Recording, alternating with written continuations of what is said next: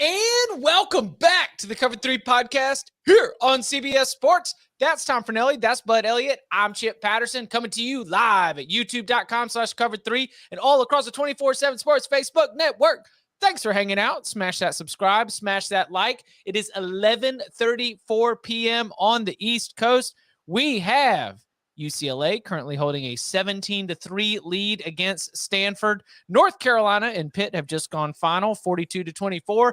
Figured like a good time for us to sit down for our weekly chat. Let's go. It's an instant reaction podcast. Now, here's what we've got in store for you. Yes, we are going to break down some of our predictions for the new AP Top 25 poll after 7 ranked teams took losses here in Week 9. A lot of shakeup, not necessarily at the top, but still plenty to chew on. We are going to go conference by conference, trying to highlight some of our biggest takeaways. But I want to begin with 2 games that individually, I think there's takeaways for the winners, there's takeaways for the losers. But they are important because of how they are hooked together. Because Georgia 42, Florida 20, Tennessee 44, Kentucky 6. Georgia, the reigning national champion in college football, the number 1 team in the country, according to the AP Top 25, is going to host Tennessee. Without a doubt, one of the stories of college football this year, if not the story in college football this year. We've got our superlatives coming up on Wednesday. When we're talking about team of the month, I'm not going to play spoiler, but I'll tell you who I think should be team of the month for the month of October. And they are wearing those colors, orange and white. So let's start with Georgia and Florida, but Tennessee and Kentucky, again, Tennessee 44, Kentucky 6, a dominant performance in a ranked-on-ranked matchup. For the Bulldogs against the Gators, I was on CBS Sports HQ for pregame, halftime, postgame. I felt like I was being negative. I felt like I was nitpicking. I wonder if I was just holding Georgia to too high of a standard. What was your read of the Bulldogs in this performance?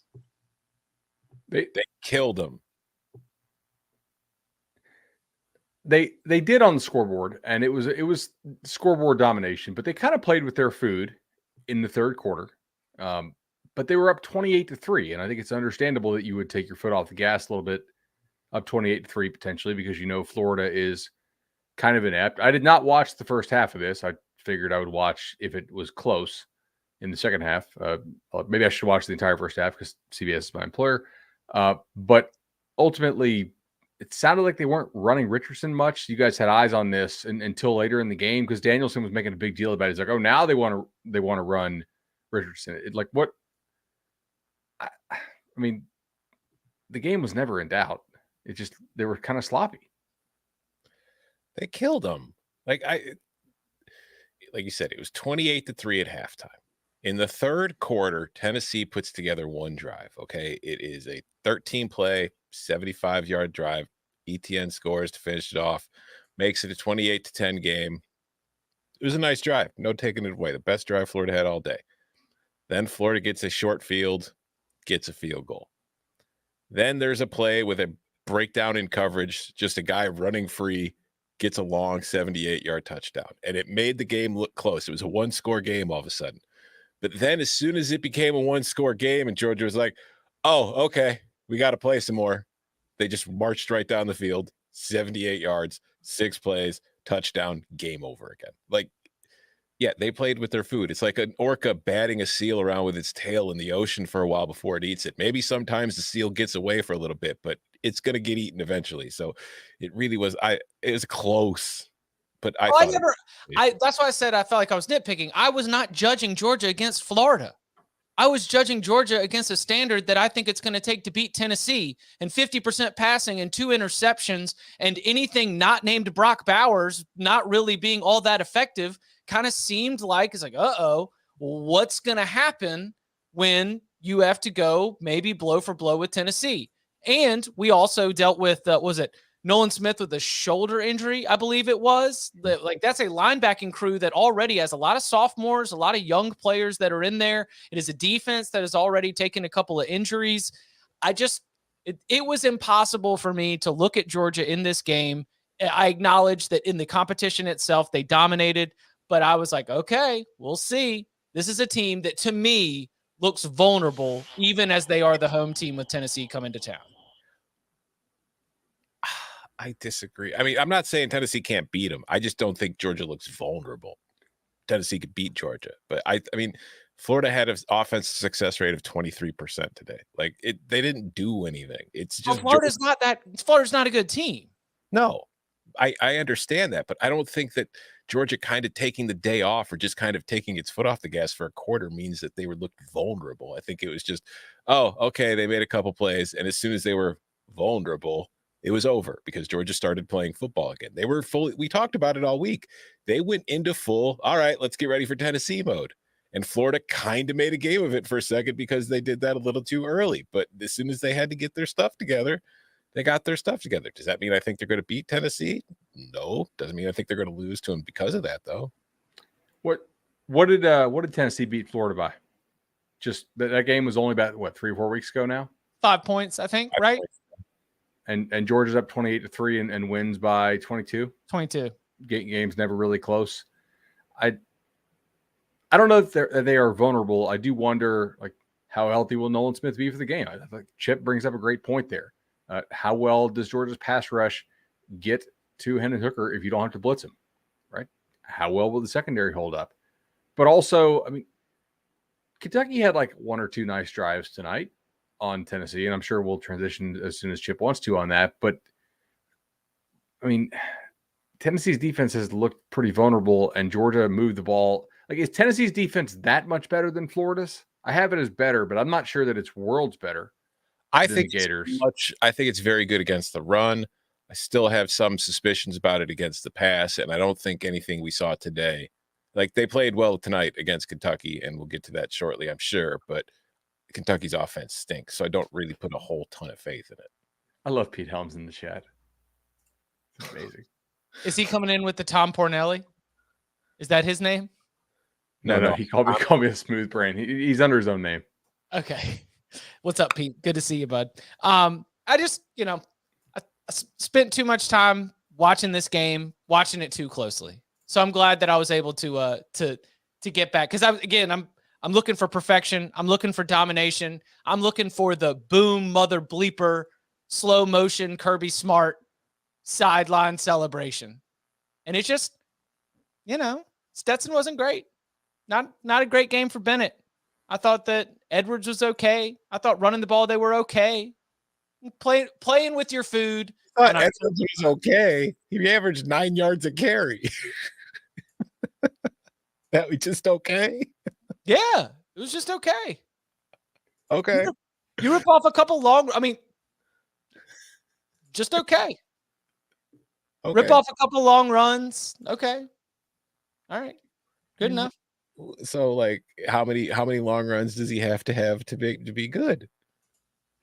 I just give it. This is an instant reaction, Tom. That was my reaction. I'm just saying he had a 20-yard run, another 20-yard run, and a 22-yard run. Yeah, that's how you start to stack them up. I feel like if a quarter of your runs for 20 yards, that's pretty good. We're doing okay. I said he was just okay. All right. Yeah. 239 yards on 40 attempts as a team. Sure. It was an okay day. It was okay. All right. So you mentioned that Tennessee game against Kentucky. So hilarious how quickly this game got sideways. This was, I did not get a lot of the end of this game. In fact, Bud Elliott even said on Twitter, where you can follow him at Bud Elliott 3, that the game had been moved to the iPad. I think that was at 27-6 after Hyatt had gotten loose again, maybe right after the turnover, where it's like, oh, well, here we go. This is going to be a problem. What went wrong for Kentucky, or what was Tennessee doing to make things so difficult? I think a couple things. One, all week we talked about, can Tennessee be patient and execute underneath if Kentucky is able to sort of do that, because we were speculating that Kentucky would not allow just the bomb after the bomb after the bomb like it did last year, because Tennessee, I think, had 4 or 5 scores of 40 plus. And that's what Kentucky tried to do tonight. And Tennessee in the first half still hit them for 2 long shots, but they did make Tennessee show that they could be a patient physical team underneath, which I think is something that some other teams will probably try to do. So it's nice to know they kind of have that weapon in the quiver. Now, on the other hand, Tennessee did not allow a play of 25 plus in the period that I was checking. So I didn't look at the last 5 minutes of the game. It's garbage time to me anyway. It doesn't matter. Basically, they're like, hey, Kentucky, can you be patient? Can you be physical and execute consistently down the field without committing a penalty or getting a tackle for loss or being late on a throw that almost gets the hospital or like the receiver sent to the hospital? And they couldn't, right? Like it was a nice job of defensive discipline and patience by Tennessee. And ultimately, I mean, Will Levis, he has a big arm, guys. Really big arm. Josh Allen type of arm, I guess. 16 of 27 for 98 and 3 picks. Not going to get it done. Kind of looked like he looked the same as he looked at Florida, right? Just against Florida, he had 1 bomb, and Kentucky had 2 pick sixes. So really rough night for Will Levis. Yeah. 16 of 27, 98 yards. No touchdowns, 3 interceptions. Now, I don't think his offensive line did him a whole lot of favors, but I don't think he did himself a whole lot of favors with some of the throws and the decisions he was making. And I do think like it was what's kind of messed up for me. Like Kentucky's defense actually did a pretty good job on first down. Like Tennessee was in a lot of second and third and long kind of situations where they were getting put off schedule, but they went 5 of 12 on third down, despite the average distance they needed to be 7.2 yards. And they were 0 for 3 on the third and long. So it's like, second down, it seems to be when Tennessee was killing Kentucky in this one. And it's just the thing that stands out to me, though, for like, is Jalen Hyatt invisible? Because Tennessee ran the same play that it ran against Alabama like 20 times. It ran it like 20 times again tonight. And Jalen Hyatt just keeps getting left wide open down the sideline. The safety keeps following the slant inside and leaving a whole bunch of room. And now there's Jalen Hyatt catching 5 passes for 138 yards and 2 touchdowns. Like, if I'm Georgia, I think I'm spending the week watching tape saying, if that guy goes to the outside, follow him. I think you're muted. boom, classic. All right. Yeah. On the first one, hits. on the first one, I'm really not sure what happened. On the second one, and they look kind of similar. I think when they did a little switch release, right? Not switch release. Excuse me. When they did a little swap pre-snap, I think Kentucky has to convert that to where they both have to carry vertically, and instead you have your number one defender just give the guy a little bump and continue to play sort of like a little like flat sag concept, which isn't going to work if you have two guys running at the same safety. So they basically just with a little pre-snap motion got Kentucky to play a 2-on-1, which is great in basketball and also great in football. If you're Tennessee, it's terrible if you are Kentucky, which basketball season is coming soon. Look, Tennessee's a pretty good team, guys. And that offense is nice. You have a very veteran dude running it in Hooker. And I thought Kentucky's defense actually had a pretty game effort tonight. It made him earn it for the most part, except for just kind of 2 mistake pitches. And he doesn't seem to miss those very often. I mean, Kentucky is almost fully morphed into Iowa now, where its defense does as good of a job as you can ask for it against an elite offense, but there's no hope because they can't score points anyway. Not to be a Kentucky podcast because they're about to be out of the top 25, I would assume. Are we sure this is the same offense they ran last year? Like I know schematically, and they say it came from the same Rams, Sean McVay Rams tree and all that stuff. It doesn't look like it to me. Like they don't look as smooth. I know they lost players on the O-line at receiver, but I don't know, man. Like the play caller they had in Cohen might have been a pretty important piece for that team, and now he's gone. I mean, I think it looks the same simply because I've never really been a big fan of Sean McVay. So you're not a fan of this offense, and therefore it's like, well, there you go. Of course it's from the Sean McVay tree. Yeah, but I think, no, I don't. I feel like tonight, I don't know, like I don't think they did a very good job tonight in any department, but I also feel like they were in a bad spot because like this offensive line is bad, and we've talked about it a lot. It's a bad line. I know that we talked about it a little bit pre-show. They've got talent at the receiver position, but if you were to ask a non-Kentucky fan or a non-hardcore college football fan to name a Kentucky receiver, they'd probably have a really hard time doing it just because you don't hear a whole lot from them because they don't do a very good job of getting them the ball.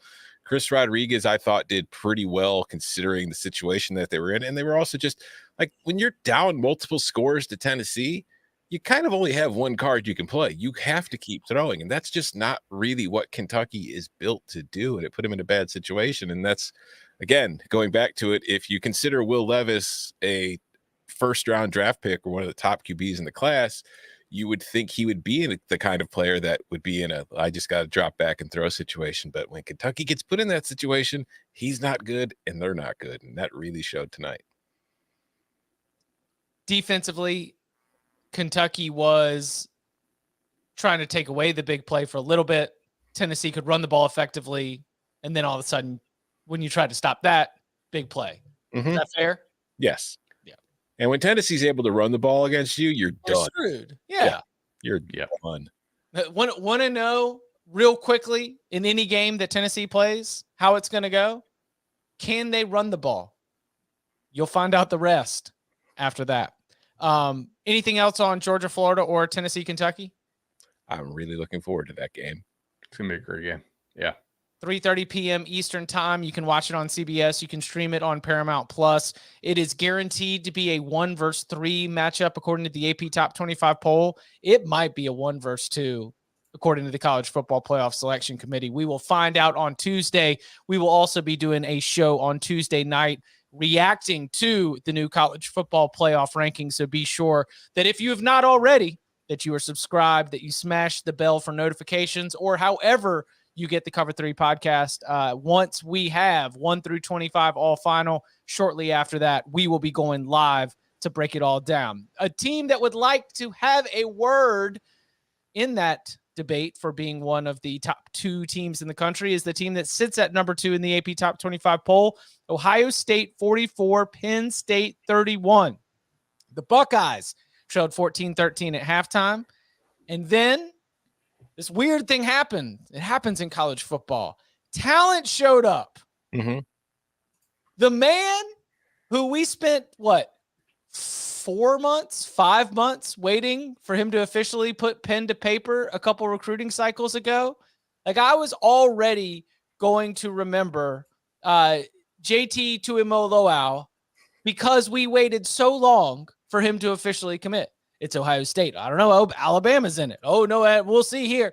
Like, last 5-star to commit. He's going to drag it all the way out till the summer.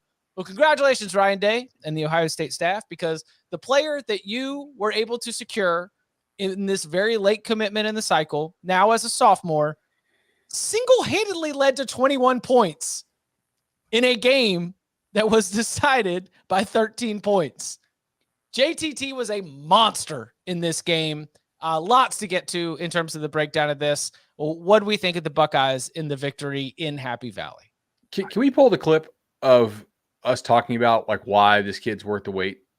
Maybe for Monday's show, if we can go back and figure out what episode that was. But I remember us talking, and I was like, guys, he literally lines up at receiver in 7-on at damn near. Remember we were talking about this? Well, he was talking after the game about being a basketball player, and just like they were like, how were you able to have like 2 interceptions in one game? How are you able to get like the hand skills, the ball skills, everything about his agility? Like, it all comes down to him just being an unreal athlete through and through. There are a lot of these kids that are big that end up playing 7-on, and it's because their coaches want them to work on certain skills. With JT, it was because he was actually good, despite the fact he was like 6'4", 280, playing receiver / tight end in 7-on, and that showed up. I mean, that was his quickness was the difference, man. That was wild. He had the deflection on Penn State's first possession that led to Zach Harrison getting the pick. But when he got the pick on the second possession, he jumped the route. He was a defensive end who dropped back into coverage, read the play, and jumped the route and beat the short hitch to pick it off. And then on the pick 6, he just plucked the thing right out of the damn air. Like, it was not like some little soft toss.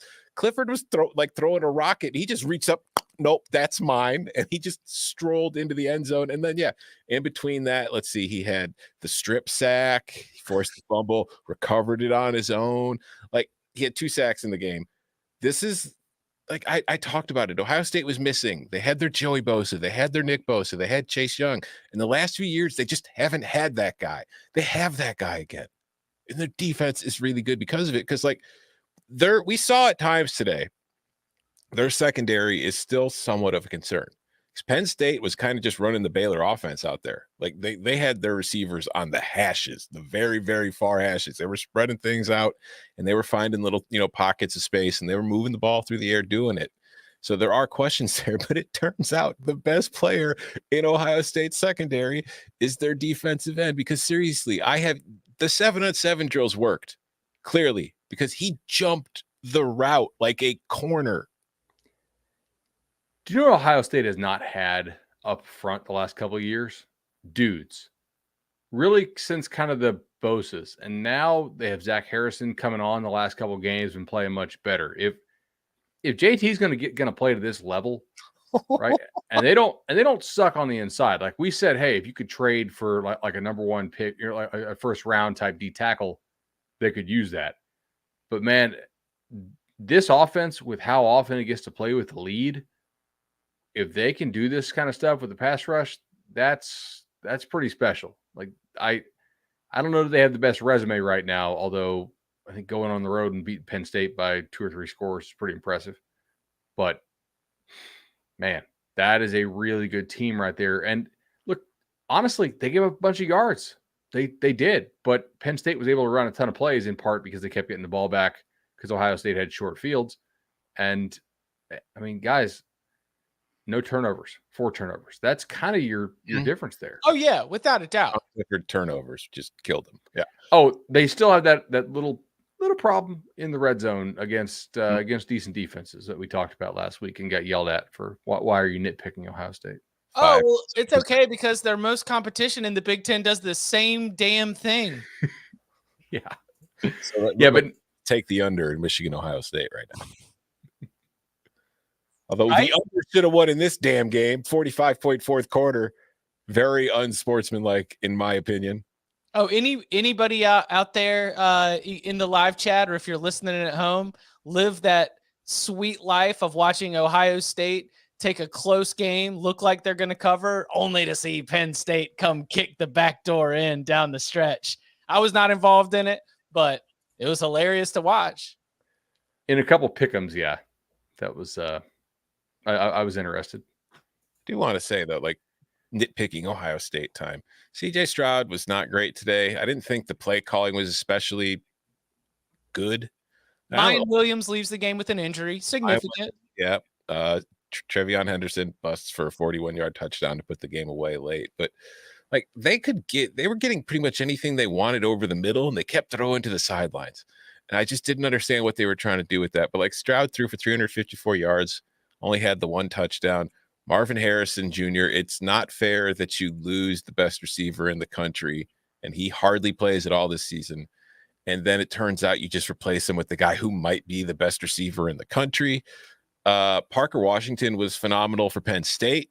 He had 11 catches for 179 yards and a touchdown and made some really difficult catches. And my other note from this game is I really wish Gus Johnson would stop calling them the world famous Ohio State Buckeyes, because I know Gus has a lot of nicknames for players, which I'm fine with, but that nickname kind of feels like something an Ohio State radio broadcast would call the team.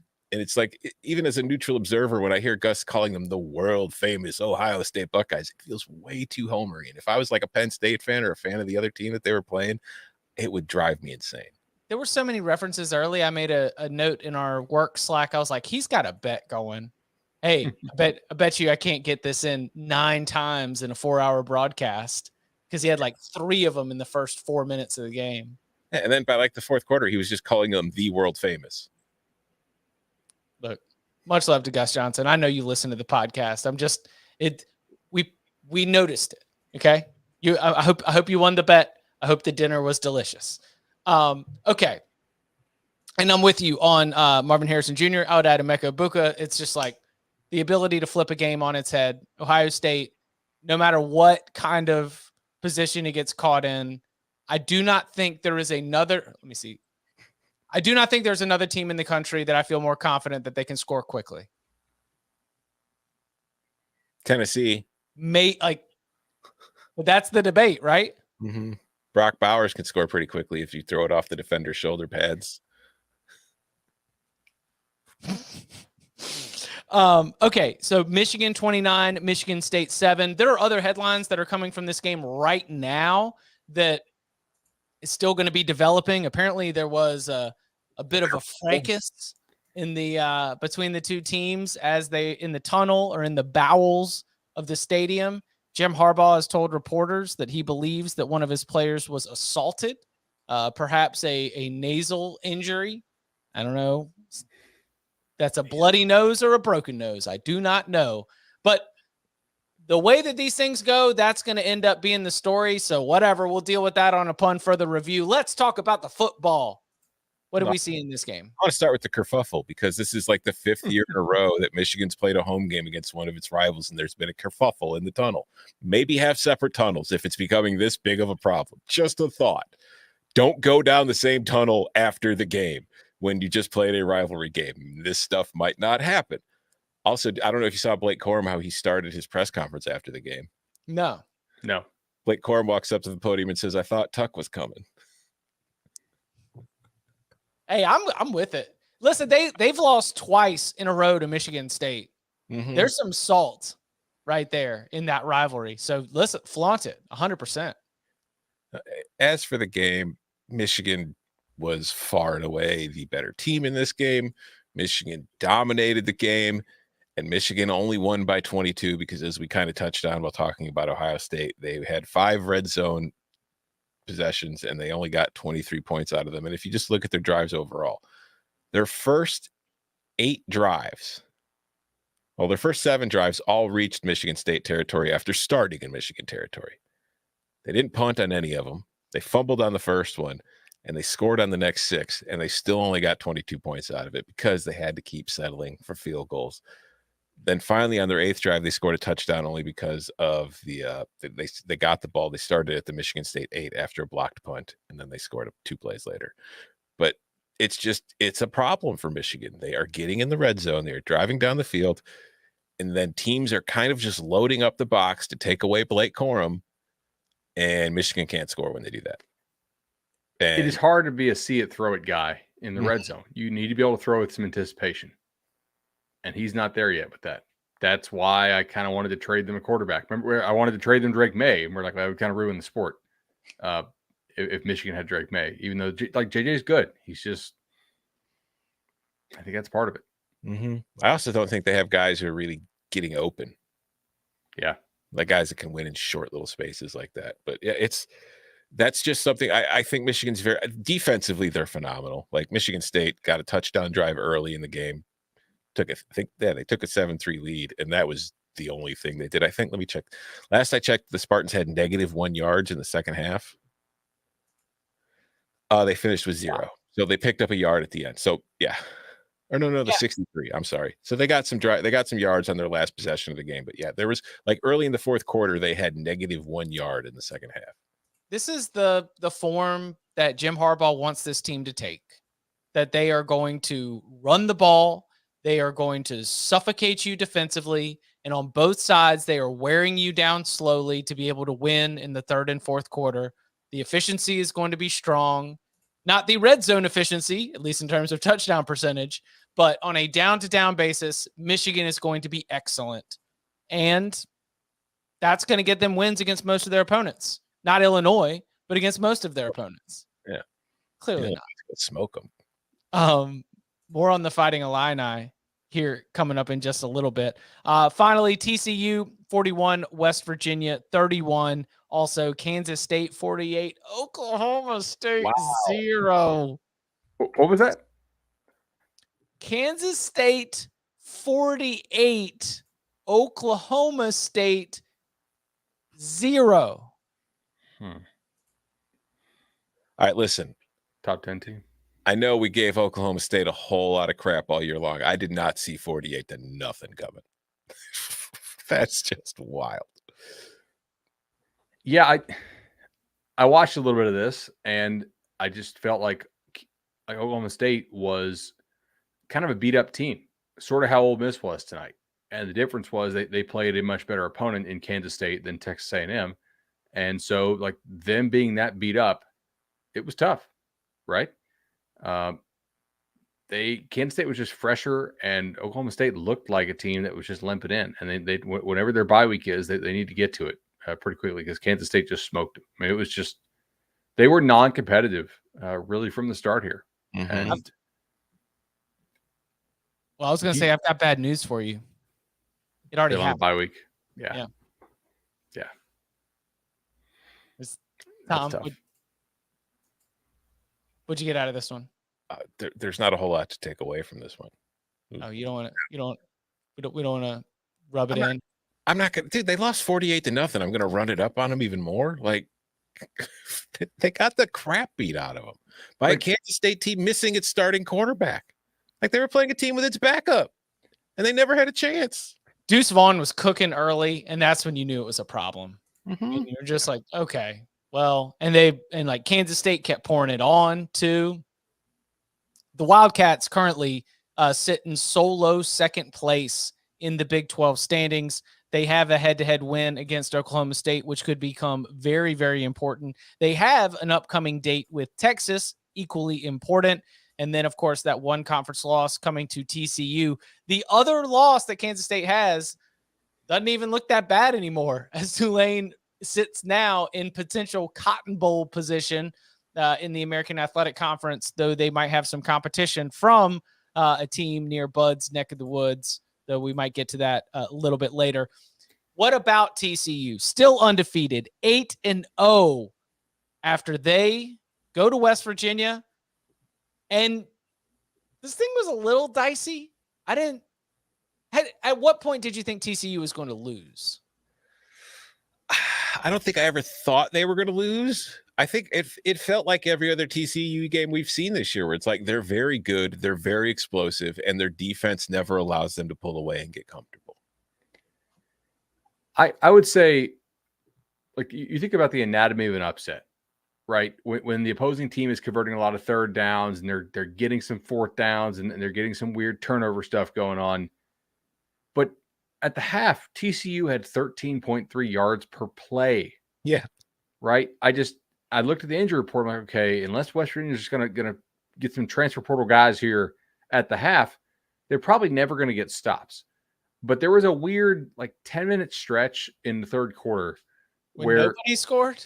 No, TCU only ran 3 plays because they dropped the punt, and then I was like, oh, there it is. Like, there's the stolen possession for West Virginia, and they didn't do enough with that. And I mean, guys, the Mountaineers were kind of lucky that this score was as close as it actually was. They almost got doubled up in yards per play, 9 to 5.4. They were very much like, hey, we're going to convert third down, we're going to convert fourth down, sort of the Kentucky plan if Kentucky actually did it well. And then TCU's out there like, oh, whoop, another bomb, another explosive. Sonny Dykes becomes the first coach in Big 12 history in their first season as head coach of a Big 12 team to start the year 8-0. That stat sponsored by the ticker that I thought I saw. If it's wrong, I apologize. I do want to say, though, I just want to give appreciation, a thank you to Max Duggan for throwing that touchdown with 20 seconds left. I'm sorry to anybody who was a West Virginia bettor, but for us who were on the over and had to watch these teams score 49 points in the first half and follow it up with a 3-point third quarter that put the thing in jeopardy so that we should have never been in that position to begin with. So thank you to TCU for saying, you know what? We know how important the over is to the lock agreement, to the Cover 3 podcast. Let's just chuck this ball in the end zone and see if we can't get it for them. Was that our first lock agreement that we cashed this season, Yeah. Tom? You and I are now 1-7 on lock agreements. Thanks to the TCU Horned Frogs. Go Frogs. Heroes. So, obviously, TCU is probably going to hang somewhere around the same position after the result. The whole top of the rankings are mostly going to be static. Would like to hear if these gentlemen think there's going to be a real debate for number 1, but we will let you know what we think the new AP Top 25 is going to look like and our conference by conference review of all of Saturday's action and more next. This October, Paramount Plus presents Peak Screaming. If you adopt this orphan, you will scream. If you go on this camping trip, you will scream. If you party with these teenagers, you will scream. If this is your priest, if these are your friends, if they are your classmates, you will scream. Scary equals Stream the collection, Paramount Plus. Scream. I mean stream now. Now, the AP Top 25, this will be the last AP Top 25 that is not influenced by the College Football Playoff Selection Committee. As I've detailed on CBSSports.com and elsewhere, they do take a very interesting relationship with one another. Playoff Committee either deciding to follow or divert from what the AP Top 25 releases on Sunday when they release on Tuesday night. And then with the Tuesday night rankings and a new set of results, sometimes some reaction from the AP voters as well. We can't help it. We're all human. It's imperfect. That's what makes it beautiful. So I'll start right at the top.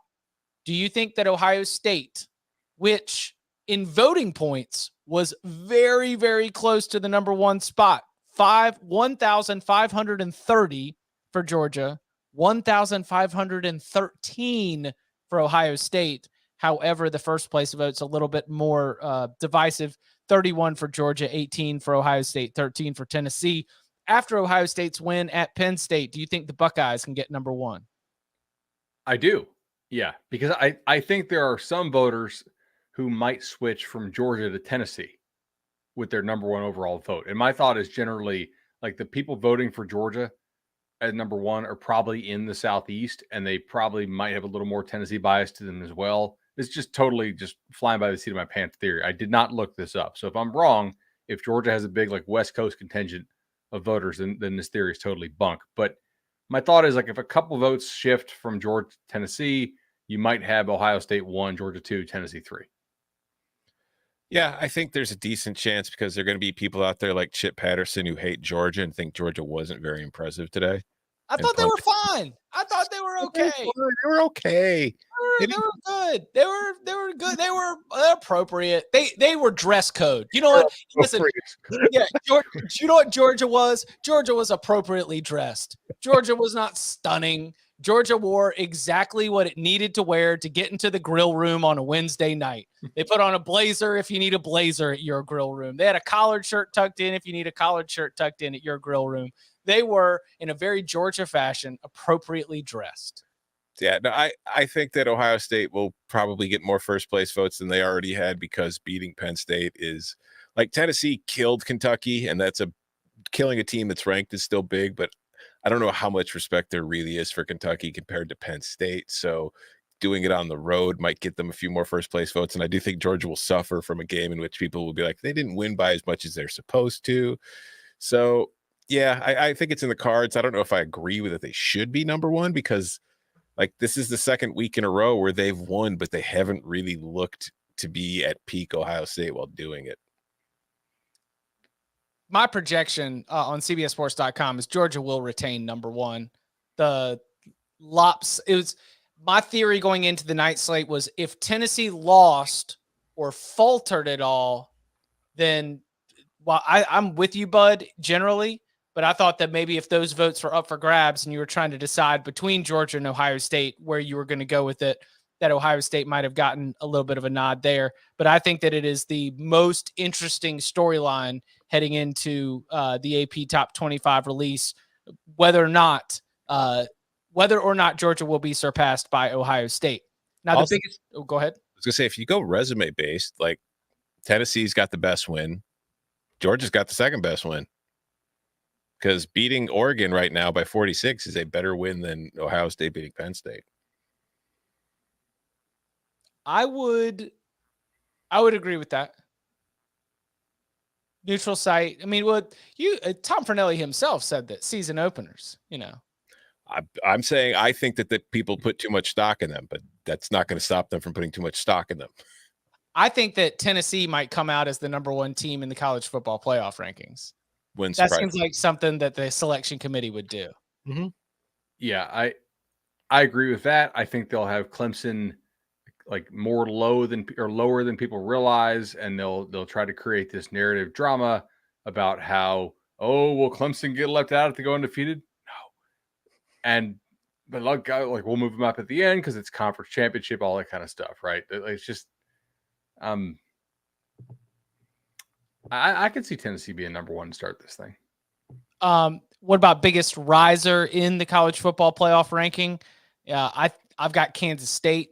I think that this is going to be a team that, even though they've got 2 losses on the season, if AP voters decide to act like a college football playoff selection committee and take injuries into consideration, then you've got a 2-loss team where one of them was against an undefeated TCU team.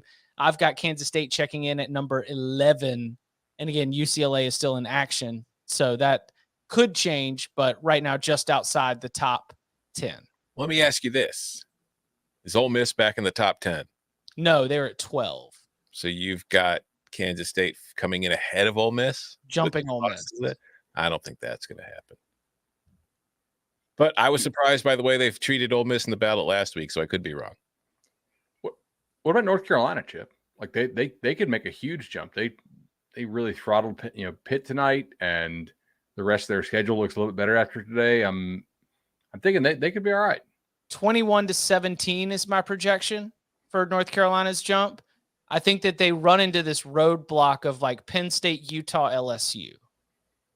Where is a voter going to put North Carolina ahead of those teams? And I think that becomes a little bit difficult given that the Tar Heels still have to play Wake Forest, still have to play NC State. Some of the tougher opponents on that schedule are still there. And while the Notre Dame win, which by the way, if you want to find one 3-loss team that might be in the top 25 on Sunday, it might be the Notre Dame Fighting Irish. I would go Texas over Notre Dame as the most. Yeah. So Notre Dame lost at home to Stanford, which is down 24-6 at the half, and did not even have 100 yards yet in this ball game. And they lost at home to Marshall, who today lost at home to Coastal. So I do, sprinkles. I do think that Notre Dame's losses continue to look a lot worse. And if voters actually paid attention to that game, they will know that Schrader got knocked out, the quarterback for Cuse. They probably did not pay attention. That's a big conditional to throw in there. Well, we got to pay attention. What the hell is this? But isn't 11 points the closest margin that Ohio State's had all season? And you've also got wins against Syracuse and North Carolina. Like the Notre Dame profile will be weighed down by those awful losses that you mentioned. I was just saying, just keep an eye on the Fighting Irish. Teams that I think are going to drop out: Kentucky out, Cincinnati out, South Carolina out. Is it Liberty's time? Are we ringing that bell? They were off. I think they 7-1, and they were right on the edge last week. I think they get in, but man, like, who have they played? Wake Forest with a 1-point loss to the Demon Deacons, a quality loss to Wake Forest is the claim to success. Yeah, no, I think they'll get in because they are 7-1 or 8-1 or whatever they are now. But they will be the new South Carolina of the AP top 25. UCF was on the very edge of breaking in, and then they went and lost 34-13 to ECU by beating Cincinnati, though it was at home. I think that the Knights are a good candidate to potentially show up as well. But all this churn and turnover and the type of teams that we're talking about at the edge is why I think that Syracuse might not fall out. I don't think it should. I mean, if it's 6-2 and its losses are to Clemson and Notre Dame, but we just talked last week about how sequencing seems to matter in this thing, right? If you win all these games in a row or you lose all these games in a row, as opposed to ping pong, and you get more rewarded or more punished. So they've got to win against NC State, and NC State, which if you talked to me on Thursday night, I was like, I know they won, but they might fall out of this. But then you start comparing them, and you're like, all right. I don't remember. NC State against Oregon State. Okay, NC State against Mississippi State. And all of a sudden, this NC State team which has defeats to Clemson and Syracuse, and now has a third-string quarterback who led a 3-touchdown comeback win. Looks pretty good, by the way. And looks pretty good. Shout out to MJ Morris for leading that comeback for the Wolfpack. Yeah, I think NC State is still there. And so Syracuse's win against NC State's now quality. It is a mess. I've got Oklahoma State's drop as they are now 6-2. They've got wins against Texas, Baylor, and Texas Tech. But, now we've got a couple losses here. I've got the Cowboys falling down to number 18 from number 9. Is there any chance they can just drop all the way out since they lost 48-0? No. I thought about them penalizing the margin, but again, the teams that we're talking about at the end of this ballot, it's going to be really tough for a voter to look at a 6-2 squad with the wins that it has and be like, no, for sure, this other team's better.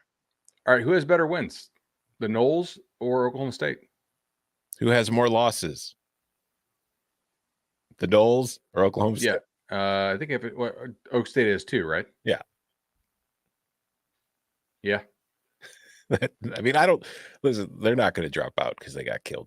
You don't go from the top 10 to unranked with one loss.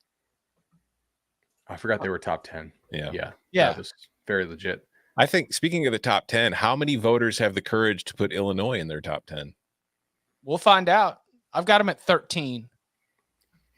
Wow, you're a hater. Should they be top 10? Or if they were not named Illinois and they went in the top 10, would we be like, hey, this team, this is the one this week? All I'm saying is, if you look at their defensive numbers and then you look at strength of schedule, according to FPI, the Illinois strength of schedule is pretty much the same as Georgia's. Illinois has better defensive numbers, and Georgia gets all the credit in the world because their defense is filled with guys who had high recruiting rankings, whereas Illinois is playing better, but they don't have a bunch of 5-stars. So it's just, they haven't played anybody. And we'll see what Georgia does against Tennessee next week. Okay, so is it possible that Nebraska was one of the 3 best wins of the season? Or you just go Minnesota, Iowa, Wisconsin. Those are the 3 best wins. I think, Nebraska today, to be clear, Nebraska, Casey Thompson went out with an injury late in the first half, and once he was gone, Nebraska's offense didn't do anything. I don't think it really impacted what the final score would have been, but Nebraska's offense was just from that point on. But I would say the 3 best wins are, Wisconsin, Iowa, and Minnesota. Yeah. I've got Illinois ahead of North Carolina, both 1-loss teams, both sort of lacking in that really awesome win that you can hang your hat on. That's I think that's the thing that's holding Illinois back, though their defensive statistical prowess, as you mentioned, they are one of the best defenses in the entire country. I will say the other stat from FPI that they have is the average win probability for the teams in the country and all their games combined. Illinois ranks 6th. Damn. Yep. They're just beating the hell out of everybody they play, but nobody cares. We will find out where Illinois lands. We will find out if there's a change over at number 1 and who might pop in near the edge of the rankings, where, again, we are projecting there to be a lot of turnover. Be sure to check out cbssports.com for an article called Tomorrow's Top 25 Today. And, of course, check out the new AP Top 25, which will be released on Sunday. All right, now time for our weekly review, conference by conference. Let's begin in the Southeastern Conference, where, among other headlines, was Texas A&M starting true freshman quarterback Connor Wegman. He had just seen his first college action. And at the beginning of the game, oh, heavens to Betsy, they're playing tempo. They were moving the ball fast. Oh, how the vapors. And then they went away from it. And Ole Miss ends up winning this game. Bud, you are the tempo king. You are the Jimbo Fisher offensive critic of choice. What did you make of Texas A&M's start, which included Evan Stewart's showings? It was freshman, offense and defense. What did you make of Ole Miss's comeback and ultimately the Rebels hanging on for a 3-point win on the road in College Station? couple takeaways here. So number one, the streak is alive, boys. Under 30 points yet again against FBS teams, dating back all the way until October 23rd, 2021. So well over a calendar year, and it's going to last into November. So yeah, quite a lot of dollars being spent in College Station to not score quite a lot of points. Number two, they did go fast early in this game, which was encouraging because I feel like if you have a young kid, maybe simplify some things. Jordan Rogers had a nice breakdown on the broadcast, by the way, of Jimbo's defense of his system, saying that everybody in the SEC ran it, and Jordan was like, they really don't. That's not true. And then also how it's simple, and Jordan's like, it's simple in that it doesn't have that many plays, but with all these different adjustments in each play, it's not simple at all. So he really kind of just eviscerated the lines that Jimbo was throwing out there. But I thought Wegman looked pretty damn good, right? They had a simplified playbook for him at times. They did slow down eventually because you got to go through all the play sheets and figure out what the right call is, as opposed to just getting the call in like Lane Kiffin seems to be able to do in plenty of time. But 28 of 44, he threw for like 340-ish, I think. So pretty good. 4 touchdowns, no picks. He did have a couple balls that could have been picked, so this could have gone a little bit more blown open. But ultimately, they stalled when they got in opponent territory a little bit, and I think A&M fans should be excited about Connor Wegman. And it does make you wonder, like, why weren't you doing this a little bit earlier? Although Ole Miss's defense the last 4 weeks has been terrible. So I'm going to reserve judgment on just how good Wegman is, because last week he did not look good against South Carolina. So who's next on that schedule for them? Probably who have they not played in the West? Ole Miss? Ole Miss is off, and then A&M, I mean. Oh. A&M's got Florida or something. But they've got, let's see, Florida, Auburn, UMass, LSU. Oh, they might score a lot of points here on out. None of those teams really play that much defense. So offensive juggernaut, Texas A&M. And they're going to cost me some money next year when I bet them for the national title, and also their season win total under, which is kind of a weird straddle. Their run defense is still bad. Miami ran the ball on these guys. Everybody so far that they've played has run the ball really well on A&M. And Ole Miss tonight, their running backs ran for 390, and that's with Evans being hurt. Yeah, Judkins ran for 205. Yeah, 390. I will say congrats to Connor Wegman, because, to use Chip's words, everybody remembers their first college action. That's true. Everybody remembers their first college action.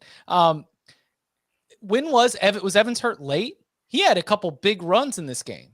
No, he came into the game hurt, and they like he couldn't stay in for very long. He had the knee brace on early, and then he didn't have it on anymore. And then like he was in and out of the lineup. They wanted to rest Judkins more, but Evans really couldn't spell as much as they wanted him to. It looked early on like A&M was pacing towards exactly what you wanted. Force Jackson Dart to beat us, load up against the run. That passing attack is still not very productive, but once that Rebels rushing attack gets into a rhythm, you are in trouble. I mean, it was shocking the number of injuries that Texas A&M was getting in the middle of those Ole Miss offensive drives. I mean, just really surprising how many players just needed to walk off on their own power after needing some medical attention. I hope they're all okay. Did you see Kiffin's post-game interview? No, I did not. Oh man, he had a field day. Did he mention that too? Kind of, but he really went in. He's like, what do we run for? Like 390. He's like, that's God, what's the exchange rate on that, since we did it on 5 stars, right? Like that's pretty good to go 390 on all these 5 stars. And they're like, you got any Halloween plans? And he goes, maybe I can get a Joker costume from Jimbo. And he just like let it out. It was pretty wild, man. He also asked, what's his name? Cole afterwards. He's like, what's our record? 8-1? Yes. Again, Ole Miss finally. And look, you mentioned the defense. I thought that the defense was playing well early in the season. That might have been the competition. I am also willing to entertain the idea that they are exhausted. Yeah. That when defense, already it's a defense that is cobbled together with transfers and players who are playing above their either recruiting profile or height, weights, speed. Like it looked like it was a lot of effort, a lot of try hard, a lot of good communication, good scheme. And so if they were starting to get a little rickety down the stretch, I would chalk maybe that up to exhaustion. But Alabama ain't no joke.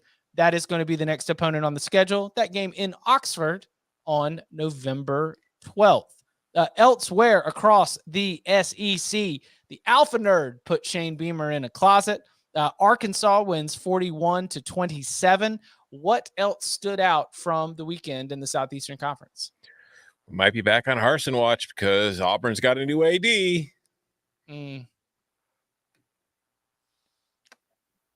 Yeah, I mean, Auburn's run defense has been bad for a couple weeks now, and Arkansas is not a team you want to play if your run defense is bad. Ask BYU, and it basically that's all it was. Like our Arkansas just ran the ball on them constantly, so that was pretty good. What about South Carolina, guys? They're not good. I was waiting for them to just create more defensive and special teams touchdowns because last week when I said I really was not impressed with them in their win over A&M, I got told that that's not luck. That defensive touchdowns and special teams touchdowns are something they do. But apparently, like, it's not something you can do every game, even though it's definitely not luck. It's more skill than luck. Yeah. I didn't get my eyes on this, but it looked like Missouri's defense, which you have called out before, was good. Playing better. South Carolina had 2 drives of more than 25 yards. Yeah, they finished with 203 yards. Yeah, there's going to be some, like, I guarantee there's going to be some pass catchers transferring out from South Carolina this fall. Busy day in the Atlantic Coast Conference. Louisville 48, Wake Forest 21. Do you all want to discuss other results? North Carolina beats Pitt. UConn 13, Boston College 3. Miami 14, Virginia 12 in 4 overtimes, a 4 overtime game with 0 touchdowns. And Florida State 41, Georgia Tech 16 was, compared to the rest of the conference, just lacking for drama or intrigue. Where do you want to start in this glorious conference? I'll take Boston College since I saw it. They lost another offensive lineman. So I think that I know they had 1 defensive lineman they pulled over to play offensive line, maybe 2. And then they lost Jurkovic as well. And shout out to Jim Mora because they took advantage of that and they won the game. They beat Boston College outright. It's a huge win for UConn. But, I mean, BC's just out of players. Is Hafley in any trouble at all? No. I don't really know what you would expect if you lose that much on the offensive line. Like, I mean, if you're pulling over defensive linemen to come play center, you kind of just are out of dudes, I guess. I ask because not all athletic departments understand things. They just kind of get mad. I don't have inside info that he's not. I'm just saying, like, if you're an AD, you should at least know the roster as well as some guy on a national podcast that we have to watch a lot of different teams, and they're pretty screwed injury-wise, I think. UNITY lost badly because Wake Forest was like, hey, let's turn the ball over 8 times. Remember when Miami did that? That was cool. Let's see if we can do it too. No, they one-upped him. Let's do it in 1 half. Yeah. No, in 1 quarter. Here was the 3rd quarter. Everything that I'm about to say happened in 1 quarter of college football by 1 team.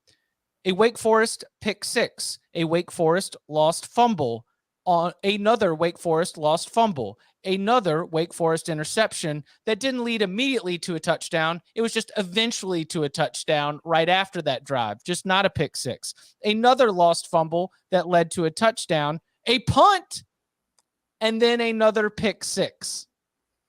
8 turnovers in the game in total, a 35-0 third quarter for the Louisville Cardinals. The score was 14-13. Wake Forest led at halftime, and it was not a game by the time the 4th quarter started. We mentioned upon further review, Abdullah, the edge rusher for Louisville, and he gave him trouble all game. Like that was one of the real keys here. But I mean, Tom, you probably watched more of this than I did. This was incredible. Just it was the second pick six when I said, you know what, I don't think this bet's going to win. Yeah. Because I felt really good at 14-13. I was like, you know what? Hey, you weathered the storm. Yeah, they started out down 13-0. They came back, took the lead before halftime. I was like, okay, they'll be fine. Second half, they'll win this game. They'll cover. And then turnover. And yeah, no, Louisville was just heating Hartman up the entire game. They were just destroying that Wake offensive line in the second half. This was the third instance of Sam Hartman, who I still maintain is one of the best quarterbacks in college football. But in his career, there have been these shooting stars of performances. Yes, the Mayo Bowl against Wisconsin. He could not stop turning it over. The ACC championship game against Pittsburgh. He could not stop turning it over. And it trickles out to the whole team and it stacks on top of each other. And I can't put myself totally in the position of a Wake Forest fan, but I would imagine that you take the 17 touchdown to 1 interception clip against all the other games that you have, like 10 to 12 games at a time. But man, rough time against a team you don't like to be able to catch that really, really bad performance. Yeah, as punishment, I will be removing Sam Hartman from the quarterback power rankings this week. He'll probably be back the week afterwards, but we got to send a message. We got to let him know that today was not acceptable. And Drake May might be climbing up again in the power rankings because he was awesome once more in North Carolina's win. His ability to throw the ball with zip down the field across his body and hit guys in stride is not normal. Like that is, I think he's, I don't know if he's the best quarterback in the country yet, but I think he's the most talented. I think he's like physically in 2024. He's what people think Will Levis is or will become, but he already is that guy. I think. And like he had to go into the tent to get bandaged up because he got speared while he was sliding, and Cansey for Pitt, they're one of their best D linemen, got ejected here. And then I actually think he got his foot or his hand stepped on at the end of that slide. Because I looked at it and I couldn't figure out why he'd be bleeding. But anyway, so Pat Narduzzi did this classic run and throw on 3rd and long thing, and it actually worked quite a bit in the first half. I was like, oh wow, okay, UNC secondary is that bad? Credit the UNC secondary for tightening up a little bit, and Narduzzi keeps losing the right way. They're just playing true traditional football, just pound the rock. In a game where you probably need 40, it'll get you 24. So in Charlottesville, it was 6-3. Virginia lead. Miami is driving. Miami they are in scoring position.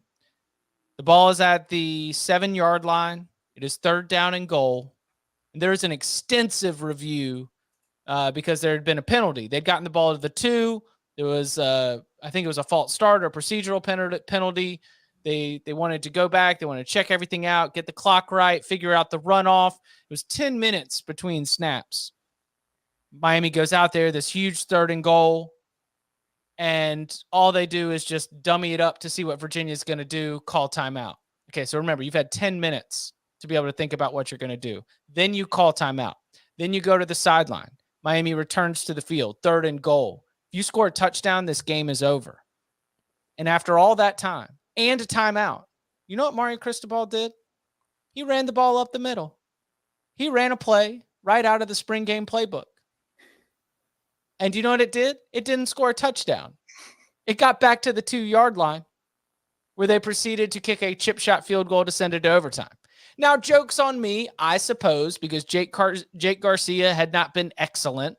And if Mario Cristobal was afraid that he was going to throw a game-losing interception, he would rather just see if you can run it in from 7 yards out and then go win the game in overtime, because that's what Miami did, winning 14-12 in, count them, 4 overtimes.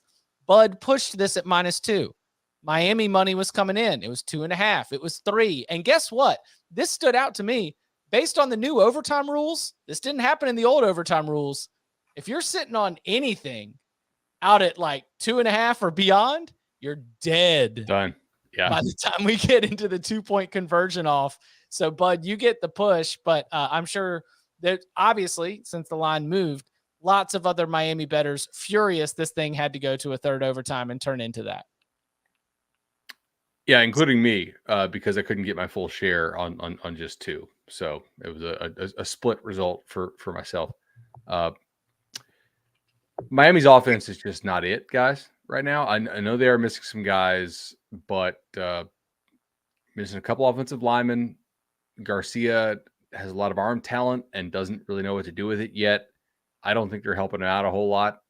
And yikes, that was they're kind of a disaster right now on offense. Virginia, though, did you see this? The stat? I'll probably butcher this, but they had I think it was 15 snaps inside the opponent 15 and failed to score a touchdown. Mm-hmm. And one and one of them was wide open, and it was so open that he was scared. He was like, "Wait, somebody should be marking me right now. Why am I so open?" And he dropped it. Virginia I did hear, by the way, from chatter that Tony Elliott's buyout is reasonable. No way. Not for this year, but let's keep this in mind for our show notes when we're thinking about next year, because that could be a 2-and-done situation if they are this bad again. Yikes. All right, let's go to the Big Ten. Illinois 26, Nebraska 9. We've mentioned that game briefly. Iowa 33, Northwestern 13, Minnesota 31, Rutgers 0. What stands out from the Big Ten slate? Iowa scored 33 points in a football game. And I really wanted Texas A&M to score 30 because I had the meme ready to go. I was going to be both Iowa and Texas A&M scoring at least 30 points against Power 5 teams on the same day, and it was going to be the Kevin Garnett anything is possible meme. Tom, Iowa almost had 400 yards. I know. Brian Ferentz, I think if you're Kirk Ferentz, you got to consider giving him an extension. So this is NFL interest. Yeah. Whoa. So the NFL interest is only to trigger an extension. I thought the NFL interest was the off-ramp. No. I mean, now after today's performance, you really want to let a guy go in who's scoring 30 points a game with that defense? You're unbeatable. I think it is stunning that Northwestern still has not won a game in this country during this season.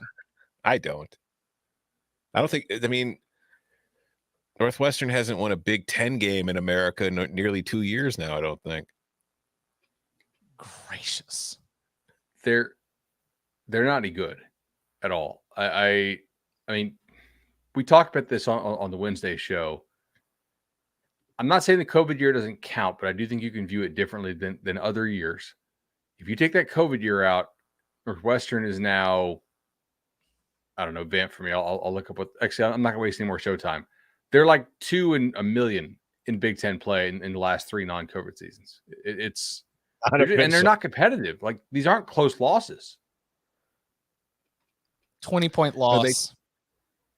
They did beat Rutgers last year, so they have one win against Big Ten competition in American soil in the last 55 weeks. I need to update my notes. Did Baylor win? Baylor won. Money line. Ooh, 45-17. Okay. It's a lot closer than that until the end. All right. Oklahoma 27, Iowa State 13, Baylor 45, Texas Tech 17. I got no eyes on Oklahoma, Iowa State, and clearly had checked out after, or at least had not circled back on Baylor, Texas Tech since halftime. Anything on either of those? I mentioned this on HQ earlier today. Iowa State is not a good team. They're now 0-5 in the Big 12, but they do an excellent job of dragging you down in the muck. They lose these games, but nobody really looks very good against them. I agree with Tom on that. I did get to see a little bit of that game, and the fake field goal that Oklahoma ran, I'll give some credit to Oklahoma because it looked like it was specifically designed to exploit the type of rush that Iowa State was doing. And they had the balls to call it, and it just parted like the Red Sea. And yeah, man, that was a nice call. You don't see kickers running outside zone very often. Yeah. If you are, because obviously we're still a podcast, basically Iowa State created a big time bubble with its rush to where like they literally had just two gaps once the rush happened uncovered, and the kicker just ran right through it. Shout out to David McNichols, 3-19 in the Big Ten play for Northwestern, excluding 2019, or excluding the COVID year since the start of 2019. Man, I butchered that. In the Pac-12, Oregon 42, Cal 24, USC. Things got a little dicey in the sand out there at Arizona. They do end up winning that game by 8 points, 45-37. And Arizona State, Colorado is done. Arizona State 42, Colorado 34. So 8-point result. Arizona State, Colorado, 8-point result. USC, Arizona, and 6 touchdowns for Bo Nix. 3 passing, 3 rushing, 2 interceptions. But the Ducks, after, again, like another situation where some teams did get trapped. I mentioned 7 ranked teams took losses. A couple of those were to unranked teams. Oregon was not going to be one of those. What do we think from the Pac-12 this week? Cal missed the field goal in the second half. That kind of hurts for those of us who had the Bears plus 17.5. Mm-hmm. But other than that, yeah, it was Bo Nix kind of looked shaky early, got his act together, played well from that point on. Like you said, he's counted for 6 touchdowns, threw for over 400 yards, 11.8 per attempt. Overall, good day, but the early interceptions kind of kept Cal in this game a lot longer than I felt like they deserved to be. I agreed with that. New quarterback, Bourguet for Arizona State, totally tore up Colorado. I think they really should have played him last week. He's much better than Emory Jones is, and Colorado is playing hard. So give them credit for that. Not that Arizona State's any good, but they get the back door there on a punt return backdoor. So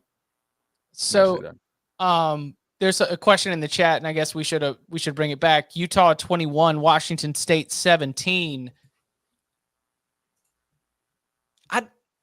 Nope. Are there any one without Cam Rising on the road on a Friday? Yeah, Rising didn't play. Yeah. Well, but no, I'm saying, like, is that a thing? Because there was who wrote it?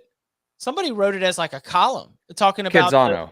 Canzano. Because our boy Petros was mad. They had put together. They should be mad.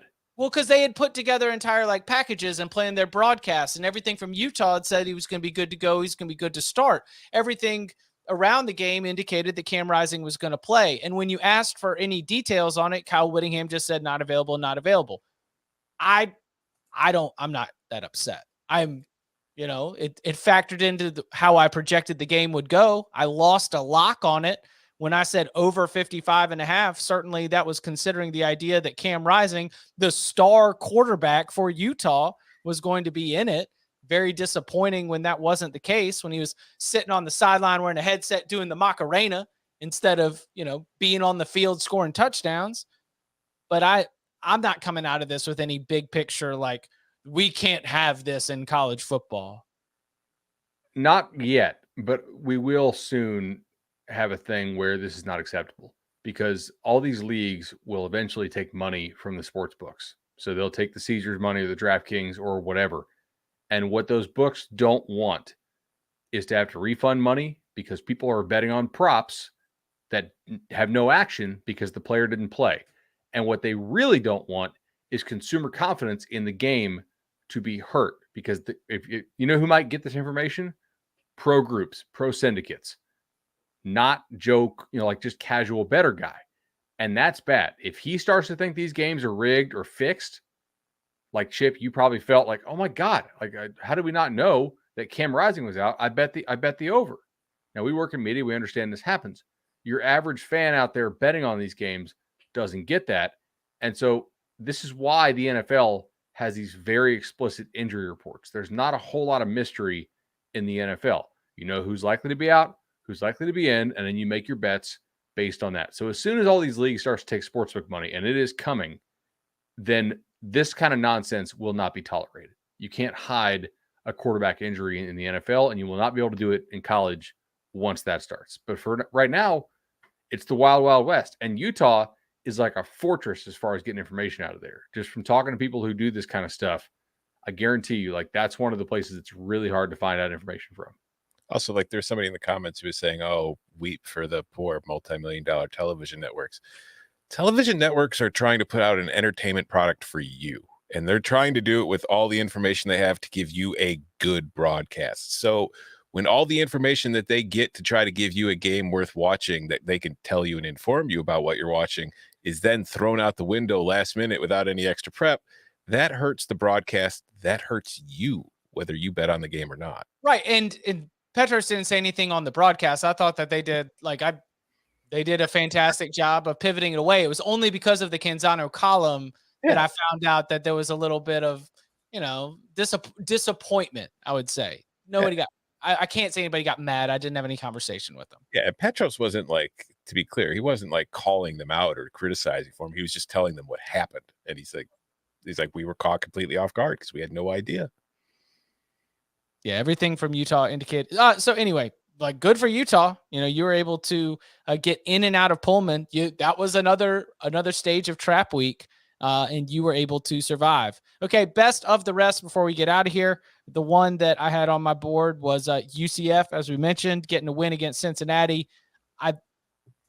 When you said Plumlee was knocked out of the game, did he come back? No. Okay.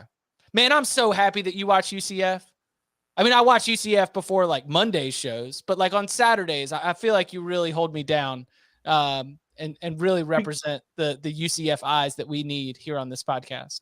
Because I thought, like, we all kind of thought to various degrees that Cincinnati was BS, right? The way that they screwed around with Tulsa, the way that they screwed around with USF, and for them to lose on multiple game-winning drives, basically, to UCF's backup quarterback, whose name I don't know, that's kind of tells me what I need to know about Cincinnati.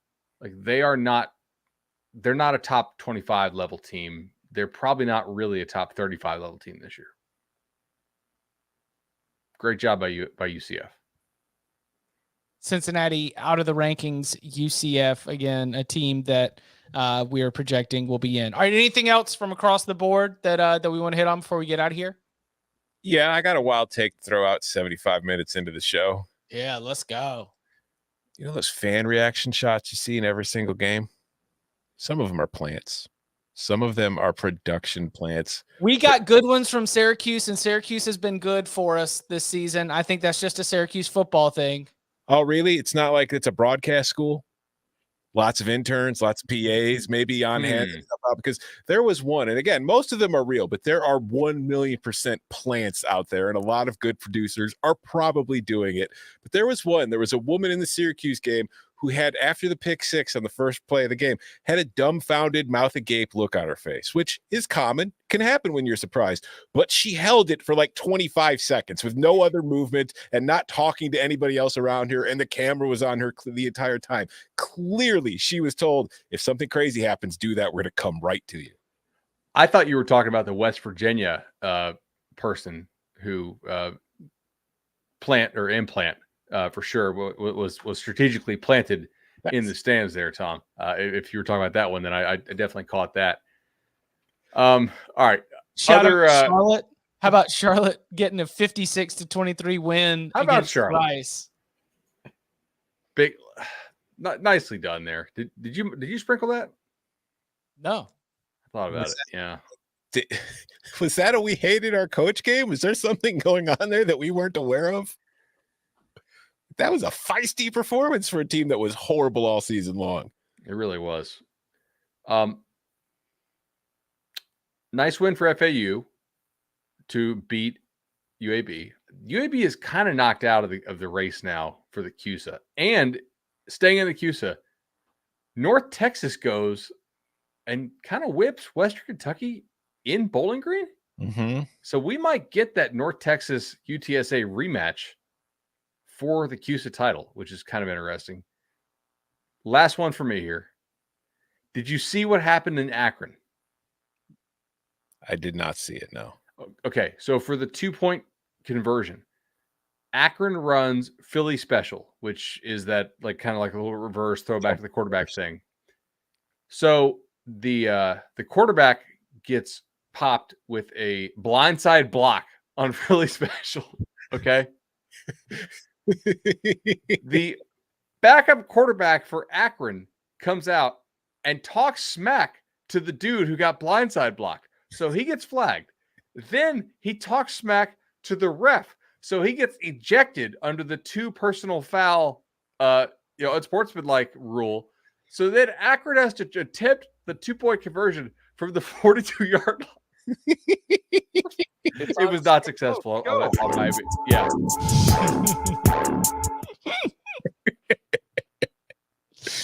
Did you guys see what happened at the very end? Because do you know what I did, Bud? I was like, I didn't think the Akron game was close. No, you're talking about the 2-point try when they would be down 27-3 prior to the touchdown, right? Yeah, I did not watch this live. I went back and found it.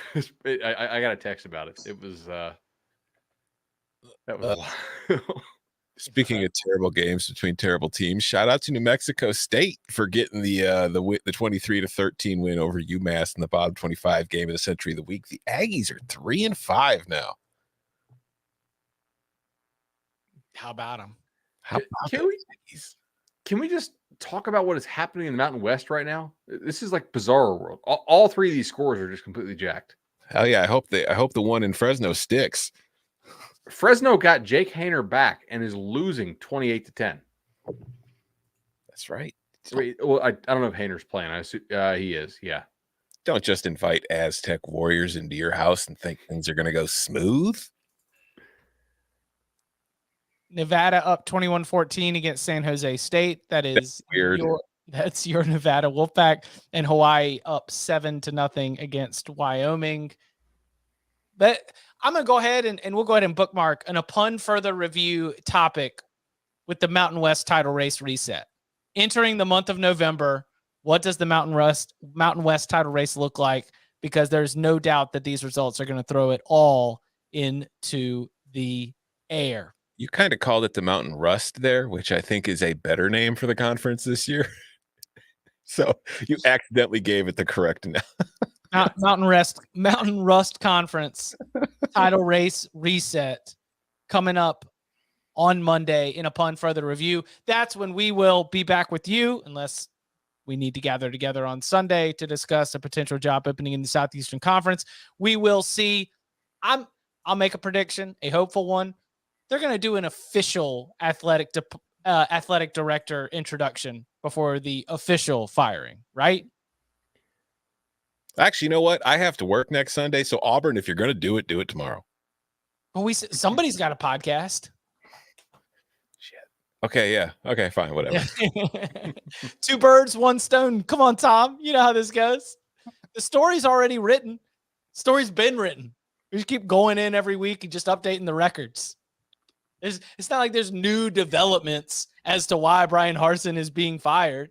He's losing to Power 5 opponents and SEC opponents at an alarming rate. They don't even need to dig up dirt at this point. There's your reaction podcast. You can follow him on Twitter at Tom Fernelli. You can follow him at Bud Elliott 3. You can follow me at Chip_Patterson. Gentlemen, thank you very much. Thank you. See you guys.